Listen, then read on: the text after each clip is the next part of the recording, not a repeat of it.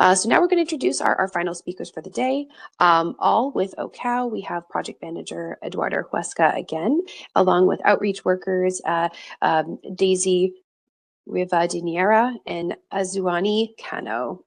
Please take it away. Great, thank you so much. I'm just going to share my screen with the new PowerPoint presentation. Oh, it's yep. Good to go. Okay, perfect. Great, and I see that Azuani and Daisy, you're here as well then? Great. Okay, great. All right, so yes, so thank you so much, and I'm here again, and I'm going to be presenting with two colleagues, Azuani Cano and Daisy Rivadeneira. So we're going to be focusing on heat stress and Ontario temporary foreign agricultural workers. So just to get started, as I had mentioned in our pesticide presentation, our pesticide survey presentation, OHCOW, we've been working with migrant agriculture workers across Ontario for quite some time, since 2007. So these are some pictures of our outreach efforts, presentations at the workplace level, at the community level, the distribution of resources to these workers. And so we've been, again, working directly with these communities for quite some time. Early on in our engagement with these communities and in understanding their work and agriculture in general, we really recognize that heat exposure, sun exposure, and heat stress and were all obviously very relevant issues to these communities. So we really started with trying to identify some resources, some materials, both on heat stress awareness and prevention that were effective for these communities and accessible and in formats that really address their needs. So when we started looking at this, we really had difficulty finding Ontario-based resources that kind of fit these needs, the needs of these workers. We did quite a lot of resource scans, and we were also unable to find Ontario resources that both included heat stress awareness and prevention information, but also included information as to what workers should do if they had heat stress related concerns that were not addressed at the workplace and where to get help. And so this is kind of a big theme in terms of our work with migrant workers is you know, the importance of information education, but also really being able to identify resources to help workers if they do have concerns. When we did a further scan, we did identify some US-based resources produced by Kalosha that we really felt were really good resources, thoughtful resources, specifically for migrant agriculture workers. So these were very visual, and they were very focused on communicating key awareness and prevention messaging in accessible and kind of yeah, very, very not so text heavy and visual again. They also had videos, they had small wallet card designed resources that workers could easily carry. They really focused on translating these resources in the main languages of agriculture workers within the US and California specifically. And really you could tell that there was a lot of effort placed on ensuring that the information was communicated to these workers in effective ways. So this is kind of a little bit of a visual of a workbook that we ended up really thinking was a really solid resource. And as you can see, it you know, starts off with communicating early symptoms, and then also just preventative measures and what you know, what by law your employer should be providing at the workplace in terms of protecting workers from heat stress. We also really were you know, happy to see information that really tried to tell workers what they could do if they had concerns at their workplace that were not being addressed by their employer. So here you had, you know, a Kalosha kind of number, and really trying to get workers to supports if they encountered heat stress concerns that were not being addressed. So in terms of what we then did with these resources, between 2012 and 2014, we actually conducted 25 workshops, both in English and Spanish, to a total of 500 Ontario migrant agriculture workers. These workers were mainly from Mexico and Caribbean countries. And they were all outdoor workers. So we use these materials to provide, again, that prevention and awareness information, education. The workshops took place across Ontario in Simcoe, Norfolk County, Niagara, Bradford, and Durham, Ontario. And all of the workshops were at the community level, as well as we had some workplace presentations at the invitation of employers. So here's one picture of a presentation at a vineyard. So as part of these workshops, we really wanted to, so we provided the Water, Rest, and Shade booklet to workers in the appropriate language, and we explained these resources to workers in detail. As part of the workshops, we also asked workers questions about their experiences with heat stress, and as well as what resources were present at the workplace, and really trying to understand their experience related to heat stress, and prevention measures that were available to them. And we reported these findings as well. So in terms of some of the findings, we heard from workers that they were not really receiving prior training or information regarding heat stress or sun safety. Most workers identified that they did not know what to do in a case of a heat stroke emergency. Workers also mentioned that they did have enough drinking water, or they were able to get enough drinking water during work, but several and some workers definitely or identified experiencing sunburn while working, and they described the areas of the body that they experienced sunburn, and a lot of them were not familiar with the use of different types of sunscreens, and that was an area that they were interested in.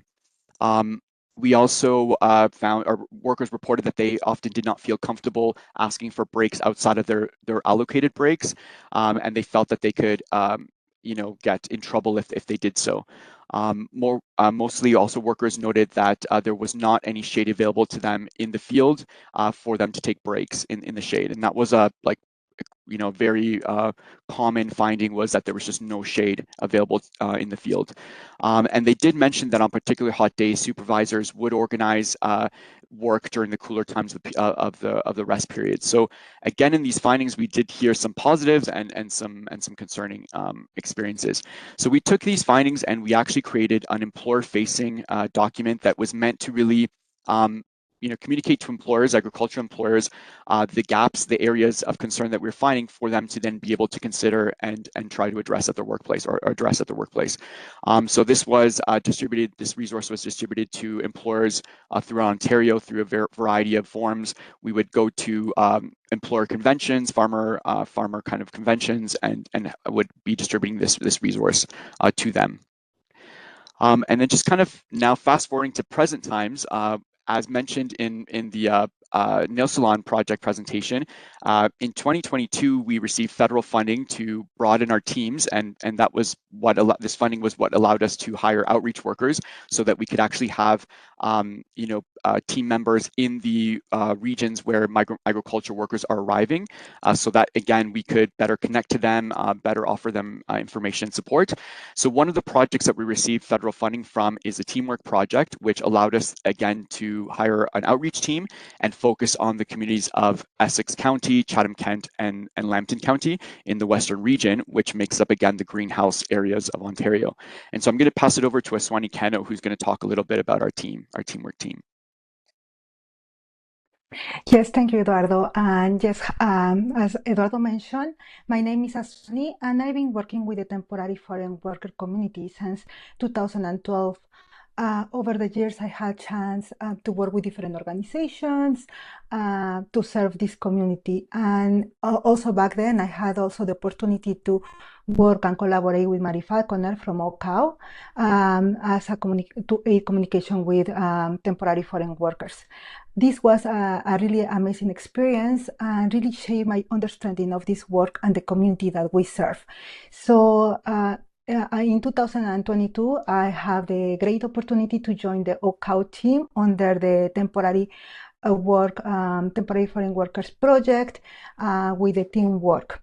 And I'm also serving this project as the outreach worker for the Latinx community and work in the southwestern area, which serves the regions of Windsor, Essex, Chatham-Kent, and Lambton.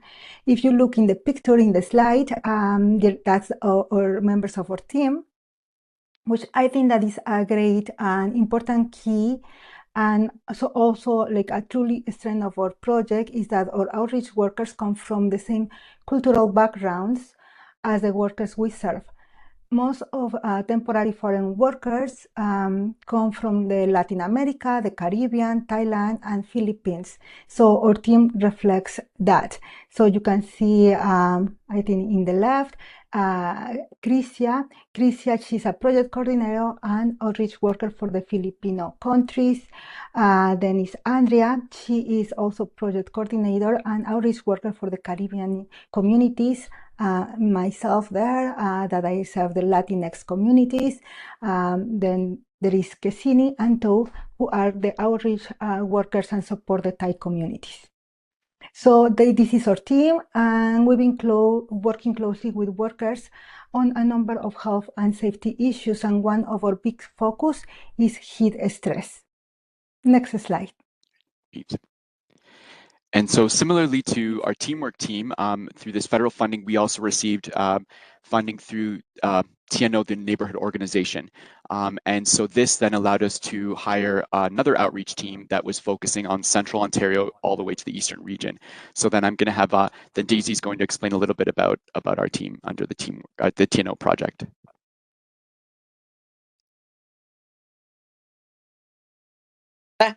Good afternoon, everyone. My name is Daisy. Thank you, Eduardo. I am original from Colombia. I have medical background for Ecuador. I have the opportunity to enjoy OHCOW team in 2022. But I have experience to serve and working for agricultural workers community since 2015 when I came to Canada as a refugee.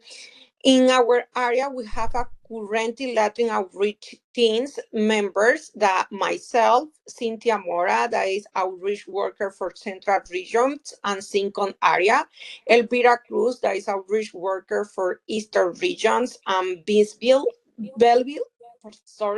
Sarah Cano, that is outreach workers for Corpus area.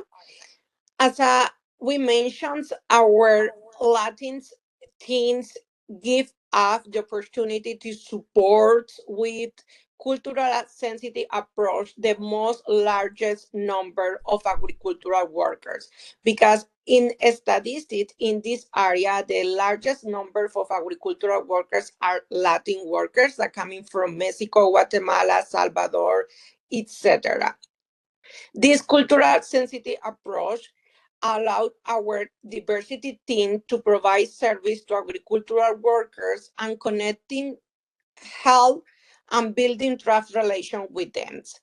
We have active workers to build connection also and provide support to Caribbean workers. That is the small group or number of workers in our area. However, we acknowledge that currently lab dedicated Caribbean workers that we don't have Caribbean outreach workers in our teams. This is our priority to ensure to bring quality and inclusive representation for all migrant workers. For this reason, we're working hard to recruitment one Caribbean outreach worker for our team. Pastor Eduardo, thanks. Oh, great. And so then just in terms of when we formed our teams, we really then wanted to relook at heat stress. And inspired kind of by the US materials that we worked with, together with our teams, we started developing, and through the support of occupational hygienists at OHCOW, we started developing, and a great designer, we started developing some new resources on heat stress.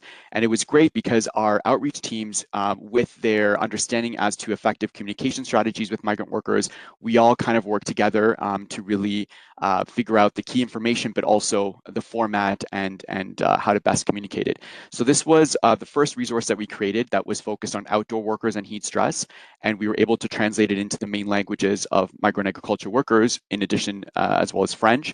And then after that, we focused on a stay hydrated infographic that followed, again, translated into the main languages of agriculture workers. And then the third developed resource was reiterating the same information, but in the context of greenhouse workers. Then we also were part of providing input to OHCOW's Heat Stress Toolkit. So this was a great resource toolkit developed by OHCOW and CROSH. And it really has amazing resources both for employers, supervisors, and workers. And we really wanted to provide our expertise in kind of accessibility of resources to the resources. So a lot of our team also helped. Azuani, who is a professional translator interpreter, also took over the interpretation, or so the translation of the resources into Spanish. So we definitely we're happy to then have more resources out of this toolkit available to use with migrant agriculture workers. And this was in that toolkit, an important resource that we helped to develop was this heat stress worker empowerment infographic, or it's less of an infographic, more of a information sheet. We'd like it to be more visual eventually, but really this was our attempt to try to guide workers around what they could do if they had a concern at the workplace related to heat and they were unsure what to do. So we, range from talking to coworkers, engaging if there's a health and safety rep or joint health and safety committee present, and then eventually talking to management, but really rooting this in their occupational health and safety worker rights, the right to know, the right to participate, and as well as to reach out to outside agencies if they feel that they are facing any type of reprisals. So it was really, and this has been a really great resource to be able to converse with workers around this issue, more around if they're having concerns. And then I think I'm going to pass this over to Azuani, who's going to talk a little bit about our impacts with these projects in terms of sharing and providing education on heat stress to workers.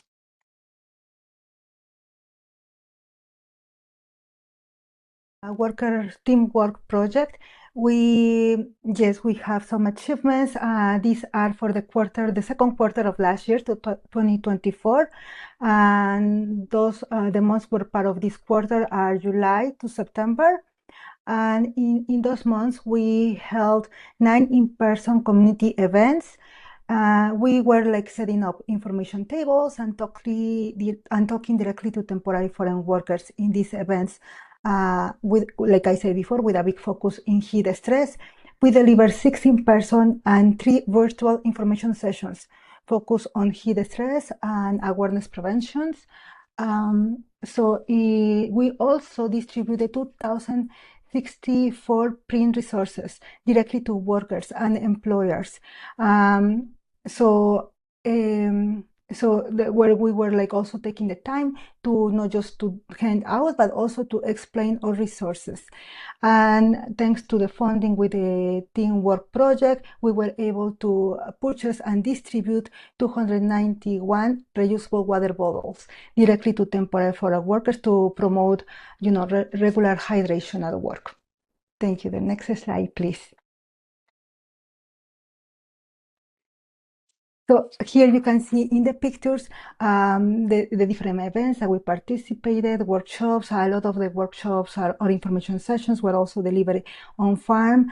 But yes, this is the work that we engaged and all the achievements that we have last year. The water bottles are there, and our different outreach workers trying or reaching out to different communities. Thank you. Next slide. Thank you.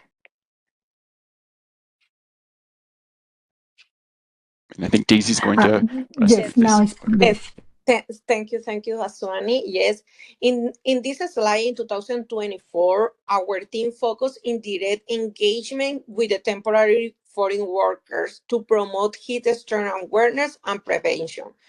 We attend to 14 community events. In these events allow us to connect with workers in their community and provide practical guidance around heat stress. In addition, we deliver 13 information sessions. On that session, the workers receive a clear information to protect themselves during high temperature conditions in Canada. To reinforce this effort, we distribute 1,230 printed resources to cover heat stress information and provide 440 reusable OHCOW water bottles to encourage regular hydration to the workers, because we found that it's challenging for them to be hydrated during the working time. Next slide, please. You can see in this slide highlight our achievements in 2014 under Cano workers to support service projects. We focus on direct engagement with the temporary agricultural workers to promote heat stress awareness and prevention. Our effort including, as you see in the picture, to attend to community events, to talking with the workers in individual information session or group of sessions. Also, you can see that we attend to this workshop and information session and event to sit at the table and distribute heat stress resources directed to the workers. We reinforce them with the key points in order that they remember to protect herself during the working time that they are exposed to the high temperature. We deliver a clear information to them also during the workshop or attend to community event to keeping hydration during the working time. For the reason you can see it in a couple of these events or information sessions that we provide a water bottle for OHCOW. Next slide, please. So I think here we're going to, both are going to, Azuani and Daisy are going to talk a little bit about the challenges and findings this season. And I know that we're getting close, so we're going to try to do this a bit quickly. But yes, thank you, Eduardo. Yeah, we find it a couple of challenges and also situation around the workers. Most workers continue to identify not received heat is stress awareness or prevention information at work is only coming for our teams in the different area that we are working with them. And also we find that the hydration at work is challenging for many of them. Some workers don't have easy access to water and other lack of break times or workers pause do drink enough water. Most outdoor workers don't have access to shelf available in the field during the break. Azuani?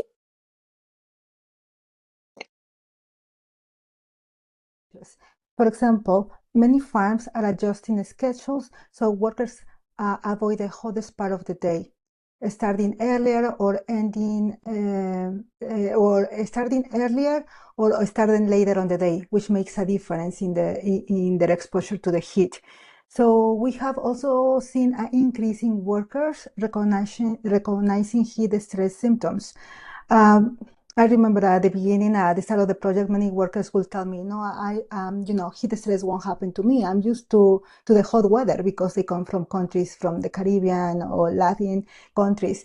But after talking to them, presenting them our information, infographics, they start understanding more the risks that are involved with heat stress or their exposure to the heat. So, saying the positive part, there is still some challenges. And the part is that a lot of workers have shared with us that when they report heat illness, the employer sent them home to rest. Some people might think, "Oh, this is okay," right? But for them, that gets that time that they have lost on working or being home to rest are deducted directly from their pay. So this puts workers in a difficult situation, right? Because now they are like, they wonder after that, like they question themselves that they should report, their symptoms to the employer because they know directly this will affect their earnings. So that's not something that good. And this hesitation can put their health at risk. So I think important on the project for more advocacy and also, education and also employers to be more involved in protecting workers. Thank you. Next slide, please. Thank you. And I think we're just 2 more slides to go, but I think we're going to stop and very soon. So I think we're going to have to wrap it up. Okay. If you have one All right. Okay. comment or so to wrap up with. Yes, sure. Maybe I'll just kind of jump to this. And this is kind of another area that we're very interested in and could be a whole other presentation. But through the help of John Odike, an occupational hygienist at OHCOW, and Dr. Donald Cole, we also were looking at the indoor temperatures of migrant worker housing. So migrant workers are housed by their employers.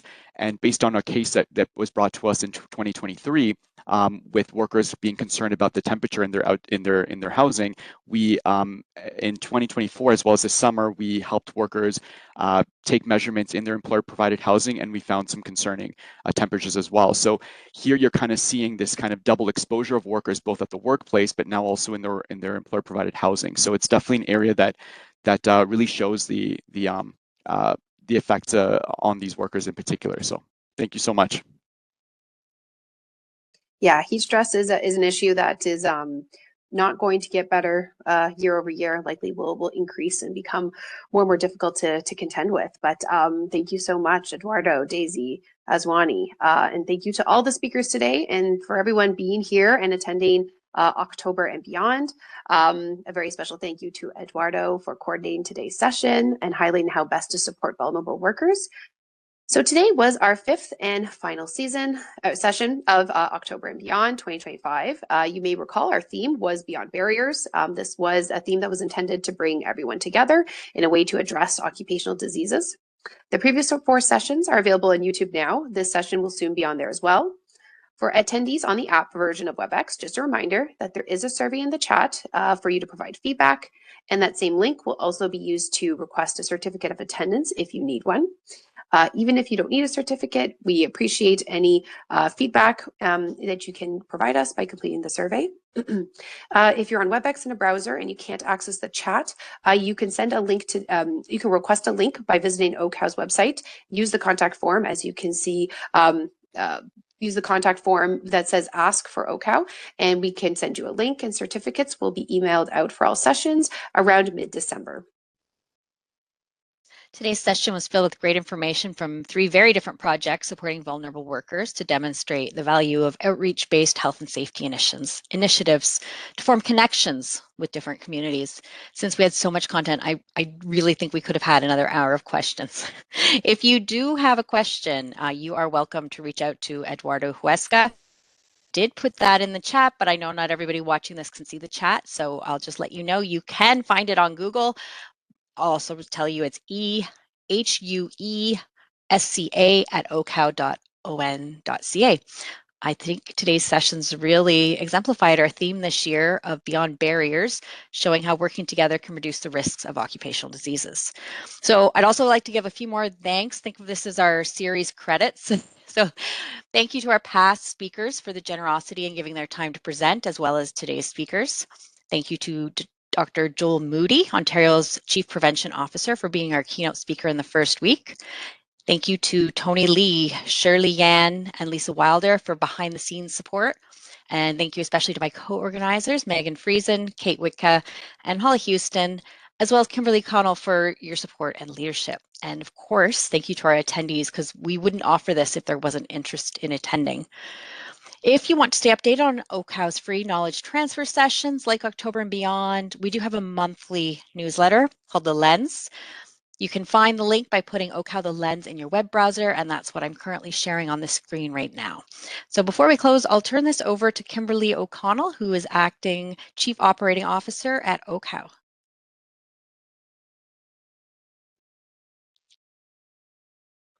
Well, what an incredible October and Beyond barriers theme, folks. You're only getting my voice. I can't get my camera on to work, but that is just fine with me as well.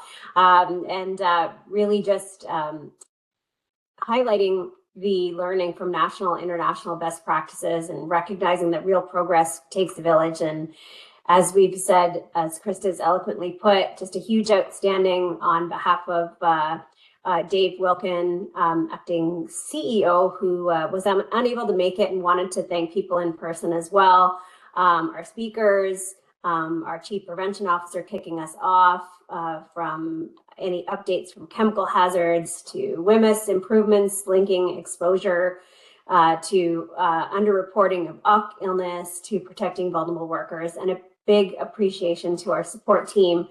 Already been named, but Tony and Lisa in the background, keeping the whole series running smoothly, organizers, moderators, tech support, communications, and I'd be remiss to not mention Val Wolf, recently enjoying her newest chapter, who founded this October, event, and we continue her play on words, though we run it through November in Lung Month. We do kick it off in October, and we continue that play on words and that continue in her legacy, and really just to all our attendees, your engagement, your questions, your commitment to worker health are what make this community strong. So thanks for being part of this shared effort, and we're not done yet. We're going to continue building on this collaborative spirit with our watch for our February annual RSI awareness event.